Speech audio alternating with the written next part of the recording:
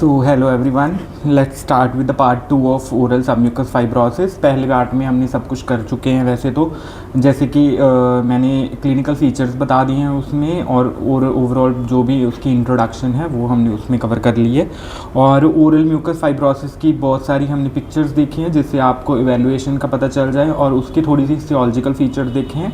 History देखी है जिसमें हमने देखा है कि जो सूत्रा था उसने क्या बताया था, उसको विदारी का नाम दिया था, जो कि आज हम ओरल सबम्यूकस फाइब्रोसिस की तरीके से जानते हैं। और दूसरी बात कि जो ओरल सबम्यूकस फाइब्रोसिस है, नाम से लगता है कि it is the fibrosis deposition in the submucous region, but ऐसा नहीं है। It is the deposition of the fibrous tissue in the juxtaepithelial region. So let's start with the first with the second part of the video. So इसमें हम cover करने वाले हैं बेटा histological differential diagnosis and some treatment planning. So सबसे पहले हम start करने वाले हैं वैसे ही वो, जैसे कि मैंने पिछली बार जो हमने एक डायग्राम ड्रॉ करी थी। Let's start. सबसे पहले this is our epithelial. So this is epithelium, next is the साडा lamina propria and next is the submucosa. Now there will be a deposition in this region. इसमें fibrosis हो रही है। ये क्या है? इस रीजन को बोलते हैं जक्स्टा एपिथेलियल रीजन। सो इसमें फाइब्रोसिस हो रही है। इसमें फाइब्रोसिस नहीं हो रही। ये पॉइंट क्या है? This is the submucosa. इस जगह पे हमारी जो है फाइब्रोसिस नहीं हो रही। फाइब्रोसिस कहाँ पे हो रही है? Into the juxta epithelial region. तो नेक्स्ट हम अब करने वाले हैं विद द हिस्टोलॉजिकल फीचर। अब देखो सबसे पहले ऊपर क्या है? एपिथेलियम। अगर आपने ये डायग्राम कर लिया तो आपको हिस्टोलॉजिकल फीचर और इसकी हिस्टोपैथ बनाने में बिल्कुल भी कोई ज़्यादा दिक्कत नहीं आएगी, क्योंकि देखिए this is epithelium. So let's start with the epithelium. So this is, हमने क्या करा है कि ये हमने एपिथेलियम बनाई है। So this is the epithelial region. Now next हमने कहा है कि juxta epithelial hyalinization. What is hyalinization? कि जब हमारी इस जगह पे जो जक्स्टा एपिथेलियल रीजन है, जक्स्टा एपिथेलियल रीजन वाली जो ये वाली जगह है, इसमें क्या हो गई है? Fibrous deposition. हमने बोला है कि यहाँ पे फाइब्रस डेपोजिशन हो रही है। अगर बेटा यहाँ पे फाइब्रस डेपोजिशन हो रही है तो क्या होएगा? धीरे धीरे फाइब्रस डेपोजिशन होने लग जाएंगे, जो सेल्स हैं वो ऊपर को चले जाएंगे और नीचे क्या हो जाएगी? Only and only fibrous tissue आ जाएगा। सो अब यहाँ पे अगर सिर्फ फाइब्रस टिश्यू आ जाएगा तो क्या हमें हिस्टोपैथ में सेल्स दिखेंगे? नहीं। तो वो वहाँ पे हमें क्या दिखेगा? हाइलेनाइजेशन दिखेगी। सो वही यहाँ पे दिखाई गई है। This is the hyalinization. There will be a no cell. यहाँ पे कोई भी सेल है ही नहीं। तो सेल क्यों नहीं है? क्योंकि जक्स्टा एपिथेलियल जगह पे क्या हो गया है? हाइलेनाइजेशन हो गई है because of the deposition of the fibrous tissue. So next क्या है? अगर बेटा नीचे से फाइब्रस टिश्यू की डेपोजिशन हो ही जा रही है तो ऊपर वाली जो लेयर है उसको जो क्या है, न्यूट्रिशन मिलना कम हो जाएगा। जब न्यूट्रिशन मिलना कम हो जाएगा तो उसकी क्या हो जाएगी? एट्रोफी हो जाएगी। सो ऊपर वाली रीजन की क्या हो रही है? एट्रोफी। सो हमें जस्ट एक ये डायग्राम याद रखनी है, इससे हम सारी हिस्टोपैथ बनाएंगे। सबसे पहले हमने क्या करा है? Juxta epithelial hyalinization, next is the epithelial atrophy. अगर एपिथेलियल एट्रोफी हो रही है, नेक्स्ट हमने क्या बोला था कि फाइब्रस डेपोजिशन हो जाती है, कोलेजन फाइब्रस के बंडल्स बनेंगे। तो अब कोलेजन फाइब्रस के बंडल्स यहाँ पे आएंगे। सो वो दिखाए गए हैं यहाँ पे कोलेजन फाइब्रस के बंडल्स। अगर बेटा कोलेजन फाइब्रस के बंडल्स वहाँ पे आ जाएंगे तो जो हमारी ब्लड वेसल है, जैसे ये दिखाई हुई है एक ब्लड वेसल, ये दिखाई हुई है दूसरी blood vessel, this is the blood vessel. अगर बेटा ब्लड वेसल जो है उसमें क्या हो जाएगा? ब्लड वेसल्स के आसपास बहुत सारे फाइबर्स आ जाएंगे, तो क्या ब्लड वेसल्स के अंदर से सेल्स बाहर आ सकेंगे? हम देखते हैं ना कि जो ब्लड वेसल होती है उसमें से सेल्स बाहर आते हैं थ्रू द प्रोसेस कॉल्ड डायापेडेसिस। तो डायापेडेसिस से हम देखते हैं कि सेल्स बाहर आते हैं, इन्फ्लेमेटरी सेल्स। तो इन्फ्लेमेटरी सेल्स अब आ पाएंगे नहीं। क्यों? क्योंकि जो हमारी सेल, जो हमारी जो वो है, क्या बोलते हैं, जो हमारी ये ब्लड वेसल है उसमें से वो सेल बाहर आ ही नहीं पा रहे। क्यों? क्योंकि आसपास बहुत सारे बंडल्स क्रिएट हो गए हैं, जिसकी वजह से जो भी सेल बाहर आएगा वो वहीं पे इकट्ठा होता रहेगा। सो ये सेल बाहर तो आ गए हैं लेकिन वहीं पे इकट्ठे हो रहे हैं। So dense bundles of collagen fibres in the connective tissue. Next line देखो, focal collection of inflammatory cells. Inflammatory cell जो हैं वो ब्लड वेसल से बाहर तो आए हैं लेकिन इधर उधर नहीं जा पाए। क्यों? क्योंकि वो वहीं पे इकट्ठे होने स्टार्ट हो गए, क्योंकि उनको बाहर जाने के लिए जगह ही नहीं मिली, तो वो वहीं पे इकट्ठे हो गए हैं। तो फिर नेक्स्ट क्या है, muscle fibre showing degeneration. Muscles भी डीजनरेट शो करेगी क्योंकि बहुत सारी डेपोजिशन हो गई है किसकी, मसल फाइबर्स की। मुझे नहीं लगता इसमें कोई बहुत ज़्यादा कोई औखी बात है, क्योंकि अगर मैंने इसको बनाना हो तो चलो हम ड्रॉ करके देखते हैं थोड़ा सा। दिस इज़ सबसे पहले ऊपर क्या बनाएंगे, छोटे छोटे सेल्स बना देंगे, ठीक है बेटा। क्या है, this is the deposition of the atrophic, है ना। फिर नीचे हमने जक्टा एपिथेलियल बनानी है, उसकी जगह क्या बनाएंगे, हाइलिनाइजेशन हो जाएगी। नीचे हमारा सीटी आएगा जिसमें बहुत सारे डेपोजिशन ऑफ द बंडल्स आ जाएंगे, ठीक है। नीचे फाइब्रस की ये जो हमारी मसल है उसकी डीजनरेशन हो जाएगी, और नीचे बीच बीच में हमने क्या बनाना है, अपना ब्लड वेसल्स बना देनी। कोई है इसमें बहुत बड़ी बात नहीं। इट इज़ वेरी वेरी मतलब इजी वे टू लर्निंग, कि अगर आप ये वाली डायग्राम जो हमने फर्स्ट पार्ट में भी पढ़ ली है, तो अगर आप ये डायग्राम बहुत अच्छे से कर लेते हो तो आपको इसकी हिस्टोपैथ में कोई वो डिफ़िकल्टी नहीं आने वाली। So let's start with the histopath की रिवीजन। सो सबसे पहले क्या है, atrophic epithelium without the rete pegs. There will be no rete pegs. अगर रेटिपेक्स होते तो ऐसे करके ऐसे होनी थी। There will be no rete pegs. दिख रहे हैं आपको यहाँ पे रेटिपेक्स? नहीं ना, तो नो रेटिपेक्स, ठीक है। अब क्या है, नेक्स्ट है जक्सटाएपिथेलियल हाइलिनाइजेशन। क्यों हो रही है हमने डिस्कस कर लिया। Dense bundles of collagen fibres in connective tissue, पता चल गया, डेंस कनेक्टिव। उसके बाद focal collection of inflammatory cells. Next is the muscle fibre degeneration. So this is the histopath. Next start with the classification of OSMF। सो बेटा दोबारा से एक बार हम इसकी डायग्राम फ़ोटो देख लेते हैं ताकि आपके दिमाग में इसकी जो पिक्चर है छप जाए। ये देखो, ये रेफे रीजन जो है उस पे कैसे वाइट कलर के ऐसे पैचेस बन गए हैं। This is the basically the oral submucous fibrosis की वजह से जो बैंड्स बन गए। बेसिकली पैल्पेशन जब हम करेंगे पेशेंट की, palpation of the oral mucosa अंदर करके ऐसे हम पैल्पेट करेंगे तो हमें ऐसे प्रॉपर बैंड जो हैं वो एक्सपीरियंस होते हैं। So it is basically the diagnostic criteria. वैसे बहुत सारी जगह है जहाँ पे वाइट पैचेस होते हैं, बहुत सारी जगह है जहाँ पे वाइट पैचेस दिखते हैं हमें। तो वाइट पैच हमें कहाँ कहाँ दिखते हैं, ल्यूकोप्लेकिया में हमें दिखते हैं। ल्यूकोप्लेकिया, बहुत सारी अदर टाइप्स ऑफ ल्यूकोप्लेकिया में भी दिखते हैं वाइट पैच। और कहाँ पे दिखते हैं, केमिकल इरोजन। सो केमिकली बर्न की वजह से भी वाइट पैच बन सकता है। सो इरिटेशन की वजह से OLP में, ओरल लाइकन प्लानस, पैम्फिगस में, लाइकेनॉइड रिएक्शन में।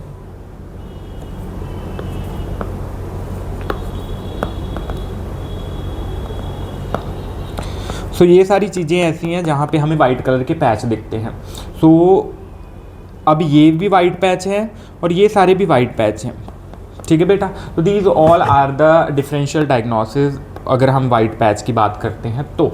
सो अब हमने क्या करना है, इसकी क्लासिफिकेशन जो हमारी वर्नाकुलर सूर्य ने दी थी। सो let's start with the classification of OSMF। सो बेटा क्लासिफिकेशन किसने दी है, वर्नाकुलर सूर्य, 2010 में आई थी। सो आप ये स्किप भी कर सकते हो अगर आप इसको इतनी डिटेल में नहीं लेना चाहते। आई थिंक जस्ट 5 मिनट्स लगेंगे इसको कवर करने में। सो अगर आप करोगे तो इससे आपको ज़्यादा ही मार्क्स मिलेंगे, कोई कम मार्क्स तो मिलने नहीं वाले। सो let's start with the grade 1। So grade 1 में वो क्या कहता है, अगर पेशेंट को बर्निंग सेंसेशन हो रही है, हमने कल देखा था बर्निंग सेंसेशन, ब्लांचिंग क्या होता है कि अगर मैं किसी जगह पे ऐसे कर रहा हूँ और वो वहाँ पे वाइट कलर आसपास बन जाता है because of the ischaemia of the tissue. So that is basically the blanching. Next is the leathery mucosa. जो म्यूकोजा है वो लेदरी दिखेगा। Next inter incisal distance is more than 5 mm। This is very important. Grade 1 जिसमें inter incisal distance जो है वो क्या है, more than 35 mm। Inter incisal मतलब ऊपर वाले दांत और नीचे वाले दांत का जो इंटर इंसाइजल वो है, जब मुंह खोलते हैं, वाइड मुंह खोलेगा पेशेंट तो उसका मोर देन 35 mm मुंह खुलेगा। सो that is grade 1। Next is the grade 2। So grade 2 में क्या होएगा, मॉडरेट लिमिटेशन ऑफ, अब उसकी लिमिटेशन हो गया, किसकी लिमिटेशन हो गई, moderate limitation of mouth opening. पहले उसका मुंह जो है अच्छे से खुल रहा था, अब उसकी माउथ ओपनिंग जो है रिड्यूस हो जाएगी। कितनी रिड्यूस हो जाएगी, लेस देन 35 mm, 22, 25 और 35 mm। ठीक है, 22 to 35 mm के अराउंड हो जाएगी। ठीक है बेटा।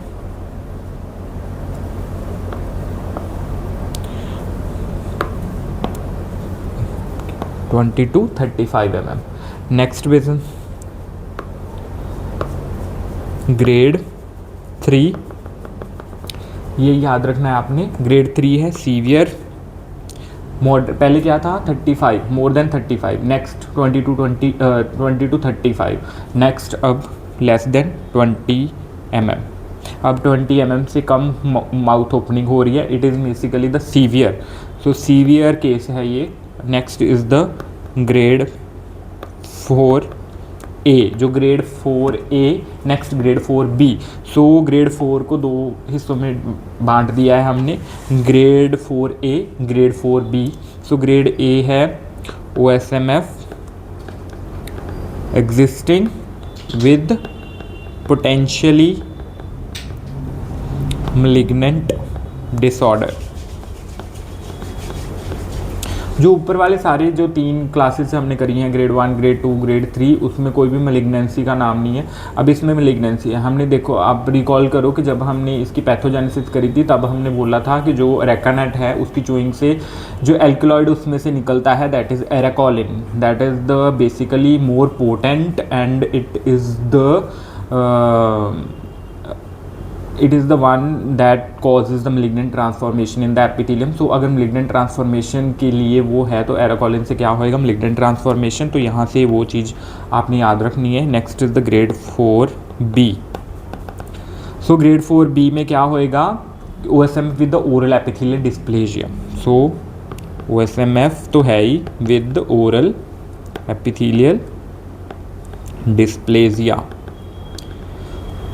Oral epithelial dysplasia basically malignancy होने से पहले जो चीज़ होती है उसको बोलते हैं हम डिस्प्लेजिया। सो डिस्प्लेजिया यहाँ से याद रखना है। नेक्स्ट इज द ग्रेड 5, जहाँ पे OSMF तो होगा ही विद को एग्जिस्टिंग SCC।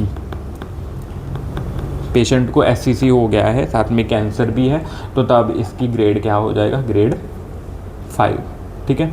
नेक्स्ट बेटा इसका अब हमने करना है कवर। क्लिनिकल फीचर्स हमारे अच्छे से नहीं हो पाए थे, हमने जस्ट ये देखा था कि जो हम उसमें से जो पैथोजेनेसिस पढ़ी थी, जो उसकी हिस्ट्री पढ़ी थी वेदारी नाम से, तो उसमें से हमने निकाला था। आज हम करेंगे इसके क्लिनिकल फीचर्स अच्छे से। वो क्लिनिकल प्रेजेंटेशन थी बेसिकली, जिसमें हमने देखा था narrow mouth opening, burning sensation, depigmentation. Next is the dysphagia due to the fibrous deposition into the pharynx muscles. Now there will be age 20 to 40 years. Males और females दोनों में एक जैसा होता है। There will be a no sex predilection. Next is the site. Photo से हमें पता चल गया होगा, हमने कितनी सारी फ़ोटोज़ देखी है बक्कल म्यूकोज़ा की। सो ये देखो बक्कल म्यूकोज़ा में दिख रहा है। So buccal mucosa. So next is the buccal mucosa. Next buccal mucosa के साथ रेट्रोमोलर एरिया, ये भी हमने अभी देखा है। तो रेट्रोमोलर एरिया, जो भी हम पिक्चर्स देखते हैं उसको आप विजुलाइज करो और उसको ध्यान में रखना है। Retromolar area, soft palate, palatal rugae और फॉस्चर पिलर्स, पैलेटल फॉस्चर्स बोलते हैं जिसको, यूवुला यूवुला से याद रखना है कि एक इसमें एक साइन दिखता है, वो हम आगे देखें एडवांस लीजन में, that is hockey shaped uvula. So अब देखो बेटा, इसके दो तरीके के जो सिम्टम्स हो सकते हैं। सो साइंस इसके दो टाइप्स के होते हैं। प्रोड्रोमल साइंस जो अर्ली आते हैं, प्रोड्रोमल साइंस होते हैं जो बेटा अर्ली आएंगे, जो सबसे पहले, अभी स्टार्ट नहीं हुई है बट ये साइन पहले दिखने लग जाते हैं। Next is the advanced. So let's start with the prodromal science. सबसे पहले burning sensation.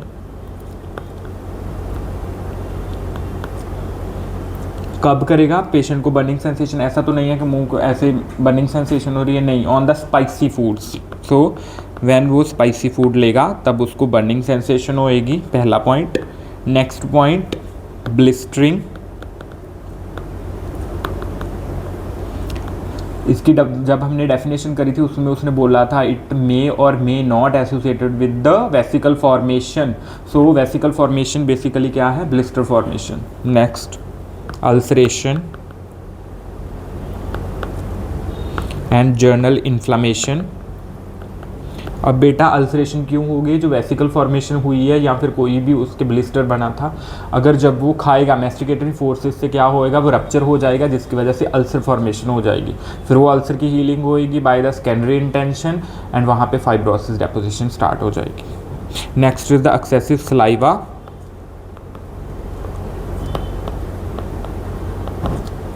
Next defective gustatory sensation. Gustatory sensation मतलब टेस्ट सेंसेशन, टेस्ट सेंसेशन उसको डिफेक्टिव हो जाएगी। Next dryness. अब देखो यहाँ पे हमने लिखा है एक्सेसिव सलाइवा, नीचे हम लिख रहे हैं dryness. It varies with the patient to patient and condition to condition. Sometimes it's dry mouth और जीरोस्टोमिया में अक्कर, और sometimes it is excessive flow of the saliva. Next is the periods of exacerbation. So इसमें क्या होता है? Periods of एक्सैजर्बेशन मतलब कि कभी सही हो जाता है, दोबारा से वेसिकल फॉर्मेशन हो जाएंगे। So numerous small vesicles. Next is the pain in the areas of fibric bands. जो भी फाइब्रस बैंड बने हैं उस एरिया में उसको पेन स्टार्ट हो जाएगी बेटा। Now there will be these all are the जो हमारे प्रोड्रोमल साइंस हैं। प्रोड्रोमल साइंस मतलब जो हमारे अर्ली साइंस हैं। Now let's start with the advanced signs, जो एक फुली फ्लैश जो डिजीज़ अब हो चुकी है उसमें क्या क्या साइंस आएंगे, अब हम वो डिस्कस करने वाले हैं। This topic is very important for the third year as well as for the BDS final year exams. So इसीलिए हम इसको ज़्यादा डिटेल में कर रहे हैं। अगर आप इसको प्रॉपरली कर लेते हो तो I think that is very very good for you guys. So let's start with the advance symptoms.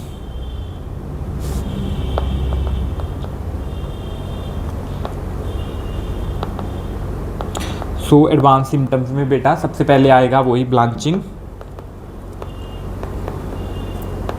Blanching of oral mucosa. Next fibrous bands appears on lips and buccal mucosa.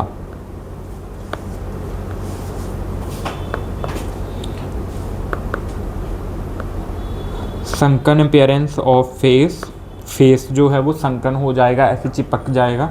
Next is the trismus, difficulty in the swallowing, that is dysphagia.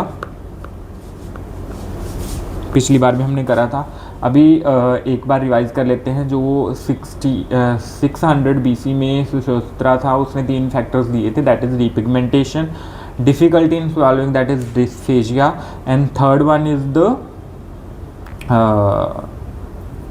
Narrowing, progressive narrowing of the mouth. So उसको उसने बोला था विदारी। So let's next dysphagia. Next is the hockey shaped uvula, hockey stick और bud shaped uvula, this is very important. Very very very important बेटा,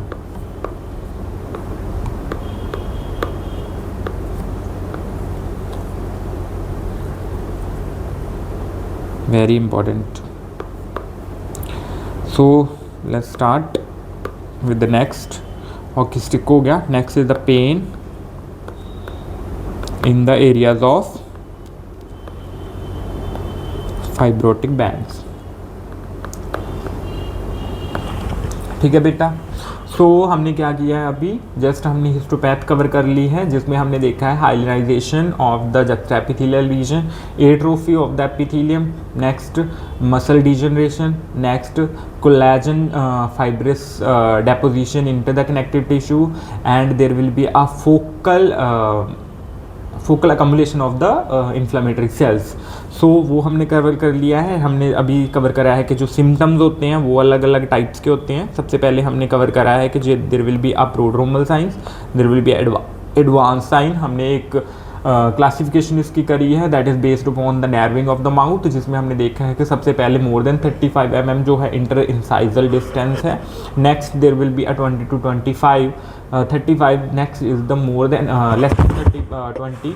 सो these all are the basically very very good जो points हैं regarding to the OSMF। जब हम इसको book से पढ़ते हैं, दैट इज़ द OSMF, उसमें इतना मुझे नहीं लगता दिया होगा। आई थिंक शेफर्ड में भी इतना ज़्यादा नहीं दिया और नेवल में भी नहीं इतना दिया। दिस इज़ ऑल कंबाइंड, जो बहुत सारी बुक्स में से हमने एक बार कंबाइन करके जो इसमें हमने वीडियो में डाला हुआ है। Let's start with the treatment planning of the OSMF।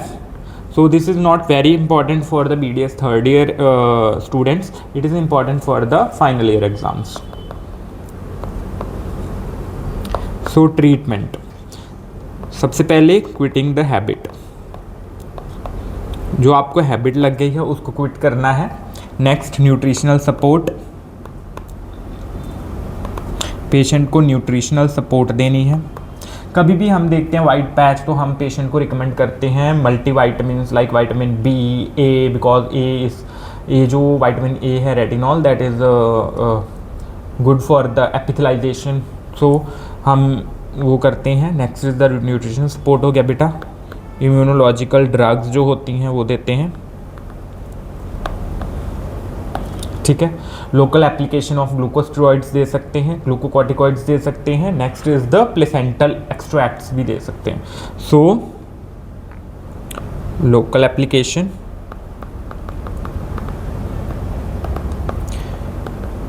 Glucocorticoids, placental extracts, ठीक है बेटा। Next physiotherapy, this is the very important. Physiotherapy is very important. Patient को हम बोलते हैं कि आपने प्रोग्रेसिवली माउथ ओपनिंग करने की एक्सरसाइज करनी है। कई बार हम उसको जो आइसक्रीम स्टिक्स हैं वो भी देते हैं कि आपने जस्ट पहले जितनी भी आइसक्रीम स्टिक्स आपके मुंह में अंदर जा सकती हैं उतनी आपने डालनी है। नेक्स्ट आपने प्रोग्रेस करते रहना है with addition of 1 ice cream stick के पहले आप मान लो 3 आइसक्रीम स्टिक्स आती हैं। नेक्स्ट देयर विल बी 3, 4, 5, 6 ऐसी उसकी माउथ ओपनिंग हम आगे लेके जाने की कोशिश करते हैं। सो this is all about the OSMF। So I hope this is आपको ये जो मेरी वीडियो है ये अच्छी लगी होगी। आज हमने कवर करा है बेटा क्लासिफिकेशन, नेक्स्ट हमने कवर करा है हिस्टोपैथ और हमने उसके साइन और सिम्टम्स देखे हैं, prodromal sign, advance sign and treatment planning. So this is all, thank you so much.